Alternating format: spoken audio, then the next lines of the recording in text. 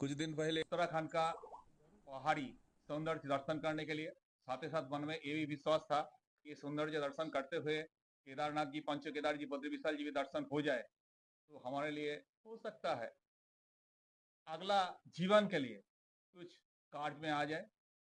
और ये करते हुए मुझे सबसे बड़ा प्राप्ति जो हुआ है, जिस दिन मैं पंच केदार चढ़ना चालू किया उसी दिन सबसे पहला दिन इस महात्मा से मेरा परिचय हुआ और जिसका कल्याण से सौभाग्य लाभ किया हूँ। बाबा जी आपको मेरा धन्यवाद। प्रथम तो आप मधमेश्वर नाथ जी में आप हमको मिले थे। वहाँ जो है भगवान शिव के मध्य भाग के दर्शन होते हैं, इसलिए उनका नाम मधमेश्वर नाथ जी। और फिर दूसरी जगह फिर वहाँ तुंगनाथ जी में भुजाओं के दर्शन होते हैं, इसलिए उनका तुंगनाथ जी नाम पड़ा है। और सबसे ऊंची शिखर है तुंगनाथ जी का, सबसे ऊंचा शिखर। और फिर इसके बाद रुद्रनाथ जी में, वहाँ भी भगवान के सिर के दर्शन होते हैं। और फिर कल्पेश्वर नाथ जी में भगवान के जटाओं के दर्शन होते हैं। इस तरह अब केदारनाथ जी में पिछले भाग के दर्शन, इसलिए भगवान के पांचों जगह पंच केदार के दर्शन करने से पूरे केदारनाथ जी के दर्शन होते हैं। और ये हमने सुने हैं जी महाभारत की काल में जी महाप्रस्थान जाने से समय हाँ भगवान युधिष्ठिर ने हाँ उन्होंने शिव जी को दर्शन करने के लिए बहुत प्रयास कर रहे थे, उत्तराखंड में घूम रहे थे और हर जगह में अनुभव हो रहा था शिव जी आसपास में है लेकिन दर्शन दे नहीं रहे। ऐसा स्थिति में इन लोगों ने जब केदारनाथ पहुंचे उनको महसूस हुआ कि शिव जी आसपास में ही है और शिव जी को उन्होंने पकड़ने का कुछ प्रयास किए थे। उसका बारे में थोड़ा सा अगर बताते। तो ऐसा हुआ था जब एक भगवान इनको लगा था पाप गोत्रवध का, तो भगवान ने कहा कि जब तक शिव जी के आपको दर्शन नहीं होंगे तब तक पाप नहीं हटेगा। भगवान शिव जी इनको दर्शन नहीं देना चाहते थे क्योंकि वो गोत्रवध का पाप लगा था। तो ये शिव जी भैंसे माया की बनाई अपनी और पाड़े के रूप में स्वयं प्रविष्ट हो गए। अब धर्मराज ने पूछा सहदेव जी से कि ये बताइए कि भोलेनाथ हैं तो यहीं कहीं, बताइए कहाँ है। तो उन्होंने देखा अपनी हिसाब, वो पंडित थे उनमें पांडवों में, उन्होंने देखा तो कहा कि इन्हीं भैंसों में है। और इसका उपाय एक ही है कि भीमसेन इस पहाड़ पैर रख दें, हम नीचे से निकालेंगे, भैंसे तो मिल जाएंगी, निकल जाएंगी, मगर शिव जी नहीं निकल पाएंगे, निकलेंगे। तब जो है उन्होंने क्या किया कि ऐसा ही किया, भैंसों को खेदा तो शिव जी तो उल्टे पांव भागे और उनके पिछले भाग का भाग भीमसेन के हाथ में लग गया। वही आज केदारनाथ जी के नाम से पूजा जाता है। और जो ऊपरी भाग था सिर का भाग, वो पशुपतिनाथ में पूजा होती है। इसकी ऐसी मान्यता धर्म के अनुसार है। पशुपतिनाथ मतलब नेपाल पशुपतिनाथ। हाँ, नेपाल पशुपतिनाथ जी। और बाकी चार केदार का चार केदार फिर वो तो बाद में इनको आज गुरु शंकराचार्य जी ने स्थापित किया है। मधमेश्वर नाथ, तुंगनाथ, रुद्रनाथ, कल्पेश्वर नाथ, तो आपसे पंच केदार से केदारनाथ जी के पूरे दर्शन माने जाते हैं। इससे मतलब हम लोग ये समझ सकता हूँ केदारनाथ जो है वो महाभारत काल से ही है केदारनाथ जी का। हाँ हाँ जी। और बाकी मध्यमेश्वर जी, तुंगनाथ जी, रुद्रनाथ जी और कल्पेश्वर जी ये जी हमारे आदि गुरु प्रथम शंकराचार्य जी ने शंकराचार्य स्थापित किए। शंकराचार्य ने किया। अच्छा बाबा ये बताइए, ये जो हम लोग को एक कहावत है कि हम पंच केदार दर्शन कर ले जी तो फिर हमें पशुपतिनाथ दर्शन करना चाहिए और पशुपतिनाथ दर्शन के साथ साथ और क्या करना चाहिए?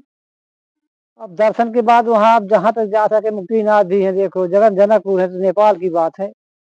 आज प्रमुख ज्ञान मिला केदारनाथ जी और पंच केदार जी की, उत्तराखंड के जो प्रसिद्ध स्थल है इसका बारे में। और आपसे मेरा निवेदन ये है, मैंने सुना हूँ कि जैसे पंच केदार है ऐसा पंच बद्री भी है और पंच प्रयाग भी है। ये पंच बद्री के बारे में अगर कुछ बताते बाबा जी। पंच बद्री के विषय में तो पूर्ण ज्ञान नहीं, मगर ये है कि ये जो है सब बद्रीनाथ जी तो शुरू से हुए हैं, क्योंकि वहाँ विष्णु भगवान ने नर नारायण के रूप में तपस्या किया है। और वो विष्णु भगवान ने वहाँ पहले तपस्या स्वयं किया है कई हजार वर्ष तक। और भगवान लक्ष्मी जो है बैल के रूप वृक्ष के रूप में जब देखा भगवान विष्णु तपस्या कर रहे हैं तो वो जो है बैल के वृक्ष के रूप में उनकी छाया की है। जब भगवान जगे तपस्या से तो उन्होंने देखा कि हम लक्ष्मी जी बैल के रूप में खड़ी हैं, तब उन्होंने उनको आशीर्वाद दिया कि जाओ आज से अब स्थान का नाम ही बैरी के मिला करके बद्रीनाथ पड़ जाएगा। तब से दोनों का नाम बद्रीनाथ भगवान पड़ा। इसी तरह भविष्य बद्री है, योग बद्री है, बद्ध बद्री है और आदि बद्री है। ये चार बद्री शंकराचार्य ने सब स्थापना किया है। और यहाँ तक मानता भी है कि जब नर नारायण पर्वत एक हो जाएगा, जुड़ जाएगा, तब भविष्य बद्रीनाथ में बद्रीनाथ की पूजा होने लगेगी। ये मानता बता रहे हैं पुजारी लोग। इस पर्वत का ऊंचाई में कुछ अभी अंतर आने लगा है, ऐसा लोगों को महसूस हो रहा है। बता रहे हैं कि जुड़ जाएगा किसी काल में, तब जो है नीचे भविष्य बद्री में पूजा होने लगेगी बद्रीनाथ भगवान की। प्रयाग धौल गंगा अलकनंदा जी का संगम है। दूसरे नंद प्रयाग का नाम है नंद प्रयाग नाम दूसरे प्रयाग का। इनमें नंदाकिनी गंगा अलकनंदा जी का संगम है। तीसरे प्रयाग का कर्ण प्रयाग नाम है। इनमें कर्ण ने तपस्या की थी, इसका नाम कर्ण प्रयाग पड़ा। और पिंडारन गंगा और अलकनंदा जी का संगम कर्ण प्रयाग में मिलता है। कर्ण प्रयाग में। और रुद्रप्रयाग में रुद्रनाथ जी की सेवा होती है, वहां पर शंकर जी है रुद्रनाथ जी। और मंदाकिनी गंगा अलकनंदा जी का संगम। देव प्रयाग में देव गंगा अलकनंदा जी का संगम। तब से फिर गंगा जी नाम पड़ गया, फिर अलकनंदा जी समाप्त हो गए। वहां से गंगा जी आगे चले जा रहे आज हैं, गंगा जी चले जा रहे हैं। हाँ महाराज एक चीज जी, हम लोगों को ज्ञान बहुत कम है, लेकिन फिर भी लोगों से जो हम सुनते हैं, हाँ जो मिला है, जो ज्ञान थोड़ा बहुत प्राप्त हुआ है, वही थोड़ा सा आपसे। बहुत सारे भगवान का मान्यता है और ये सभी भगवान का उत्पन्न करता ब्रह्मा जी है और विष्णु जी से ब्रह्मा जी की उत्पत्ति हुआ है। ये शायद गलत है, इसका बारे में अगर शुरुआत कैसे हुआ तो थोड़ा सा बताएंगे। देखो ब्रह्मा जी से उत्पत्ति नहीं हुई, ब्रह्मा जी की उत्पत्ति विष्णु भगवान की हुई। कमल ब्रह्मा जी की नाभि से कमल पैदा हुआ, कमल से ब्रह्मा जी उसी जन्म हो गया। अब ब्रह्मा जी देखा कि नीचे गए तो कुछ पता नहीं, डंडी का अंत नहीं। फिर जो है क्या हुआ कि ऊपर आए, फिर उसमें से दो शब्द निकले, ता और पा, तप करो। तो तपस्या के बल से ब्रह्मा जी ने सृष्टि की रचना की, भगवान का आदेश हुआ। ऐसी ब्रह्मा जी की उत्पत्ति मानी जाती है। और एक कथा और भी आती है कि आज शक्ति माँ ने तीनों का जन्म दिया है। पहले दिया विष्णु भगवान का, तो उन्होंने कहा कि भोग करो, सृष्टि रचना करना है। तो फिर कहना ये नहीं हो पाएगा माता जी। फिर दोबारा जन्म दिया ब्रह्मा जी का, उनसे भी यही प्रश्न किया, उन्होंने कहा ये नहीं हमसे हो पाएगा। फिर शंकर जी को जन्म दिया, तो उन्होंने कहा कि पहले दोनों को जिंदा करो, तब फिर होगा उपाय कुछ।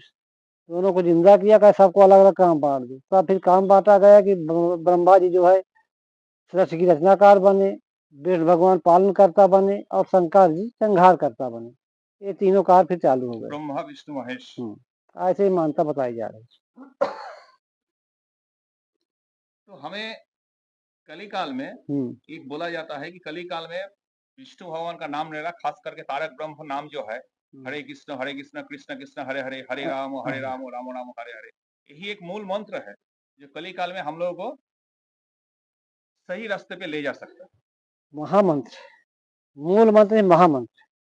क्योंकि रामायण में लिखा है तुलसीदास जी ने कि महामंत्र जो जपत महेशु, आकाशी मुक्त हेतु उपदेशु, मंत्र महामणि विषय व्याल के, मेटत कठिन कुंक भाल के। तो इस महामंत्र के भजन सुमिरन से करने से महा जो मस्तक के आपके भाल बिंद के कठिन कुंक है वो भी सुअंक में बदल जाते हैं।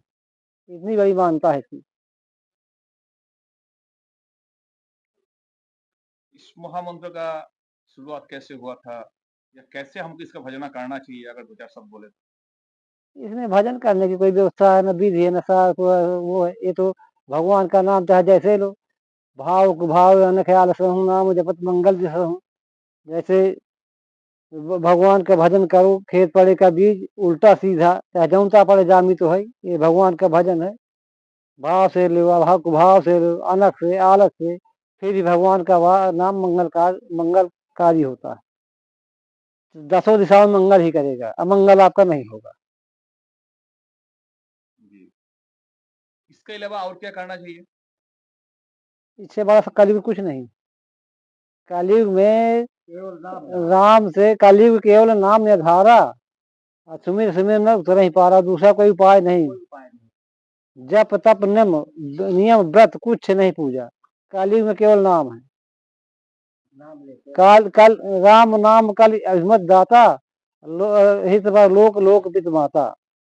ये भगवान का नाम जो है कल काल में सब फलों को देने वाला है, और लोक में हित है आपका, लोक में माता पिता के समान आपकी रक्षा करेगा, और लोक में हित होगा।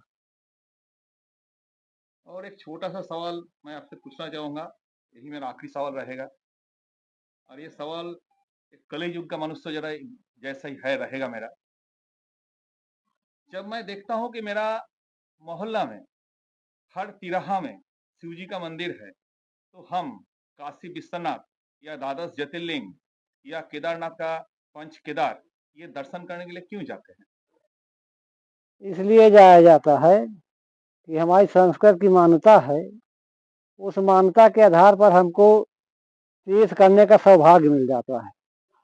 पग पवित्र तीरथ किए, कर पवित्र किए दान, मुख पवित्र है भजन से होत विविध कल्याण। इसलिए तीर्थ चरण राम तीर्थ चल जाही, राम बसव तिनके मन माही।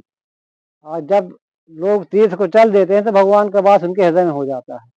इसलिए तीर्थों के, और फिर वहां जाने का विशेष महत्व यही है कि वहां जा करके दर्शन करने का अलग महत्व होता है। पास में घर अलग महत्व है, भगवान तो अपने पास भी हैं, हृदय में भी आज हैं, कहा तो कहाँ जहाँ पर होना ही, मगर जाने का कुछ महत्व अलग होता है, तब जाया जाता है। तीर्थ सनातन धर्म के हिसाब आधार पर बनाए गए हैं, और वही तीर्थ, इसीलिए तीर्थों की मान्यता है, विशेष पूजा की जाती है।